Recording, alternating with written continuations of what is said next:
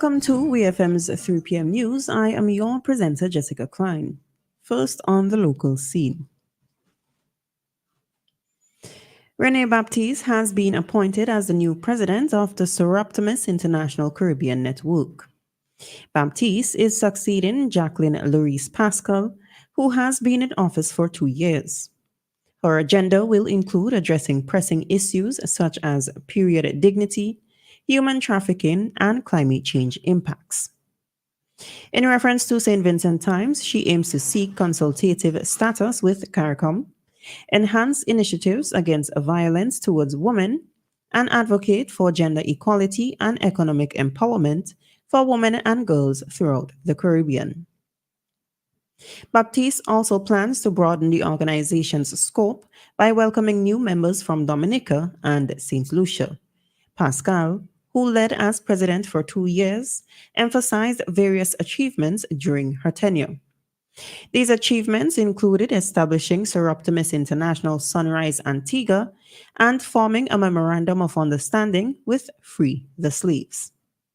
She emphasized the significance of Caribbean women in advocating for global human rights and climate change.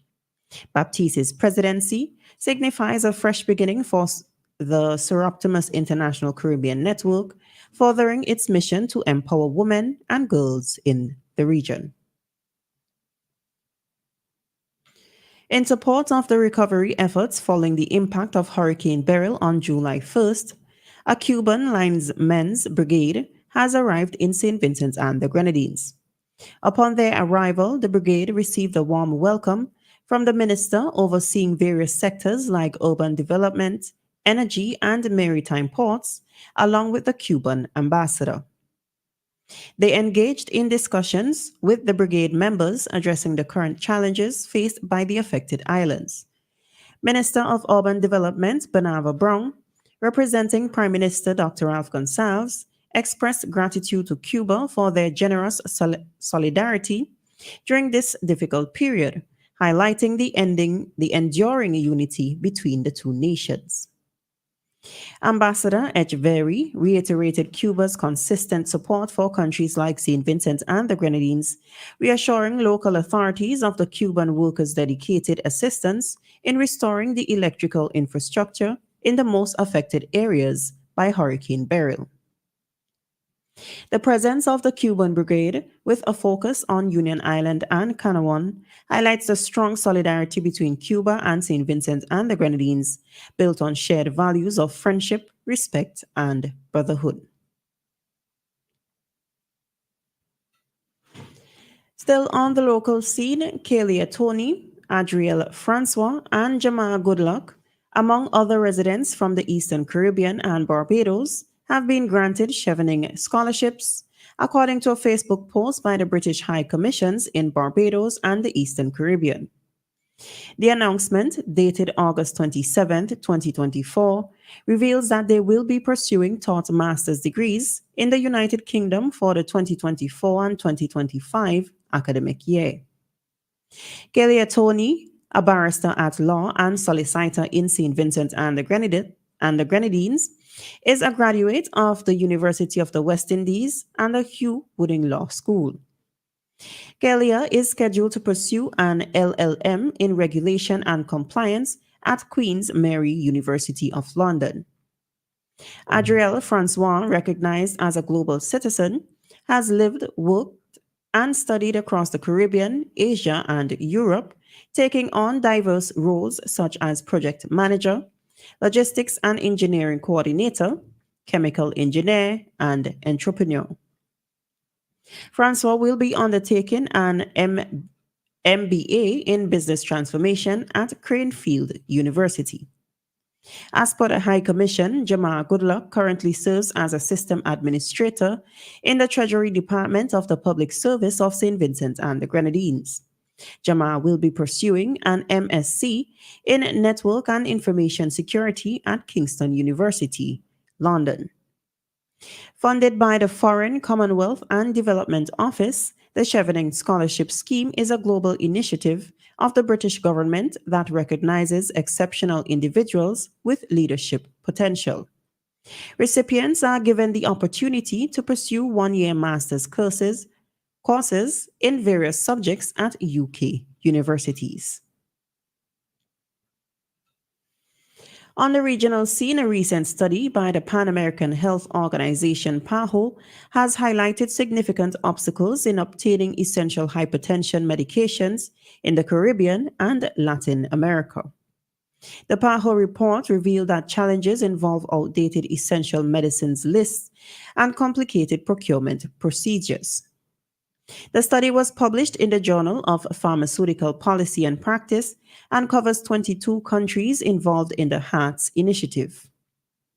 HEARTS seeks to improve hypertension management and cardiovascular risk prevention by implementing standardized treatment protocols and enhancing access to necessary medications.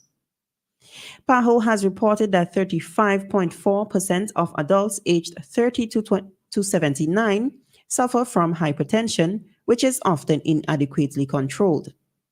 The organization also noted that 37% of individuals with hypertension in Latin America and the Caribbean are undiagnosed, 15% of diagnosed individuals do not receive treatment, and 47% of treated individuals do not have their blood pressure regulated. PAHO has suggested updating essential medicines lists, streamlining procurement processes, promoting transparency, and facilitating market access as key based on the study.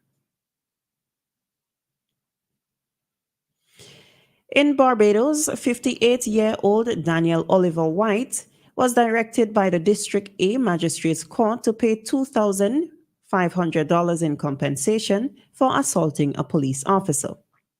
Reports indicate that White bit the police officer during an incident.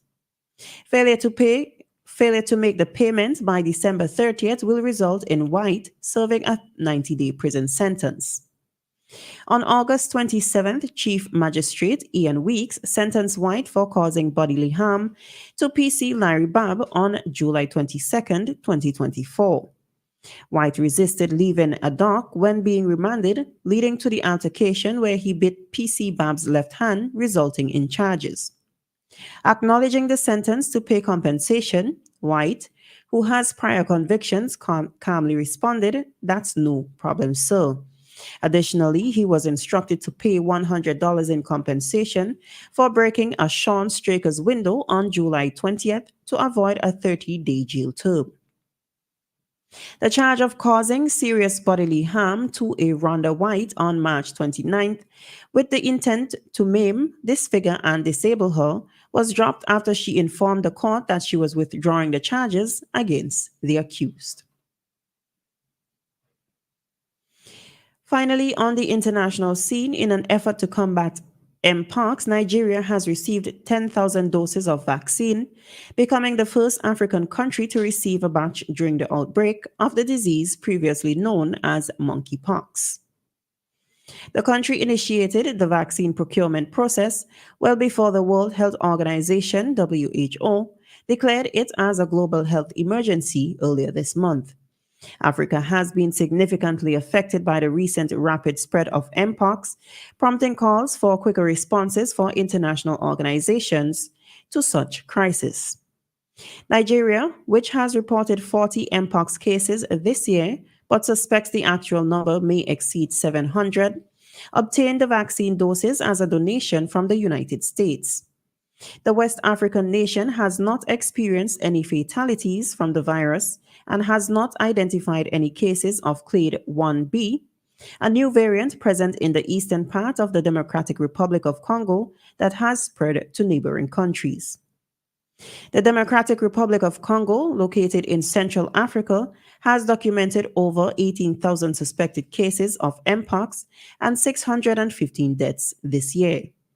While there are currently no Mpox-specific vaccines available, existing smallpox vaccines are effective against the disease and are being produced by 2 pharmaceutical companies. This has been WEFM's 3 p.m. news. I have been your presenter, Jessica Klein. Join us again at 5:30 p.m. for WEFM's evening news, and we thank you for listening.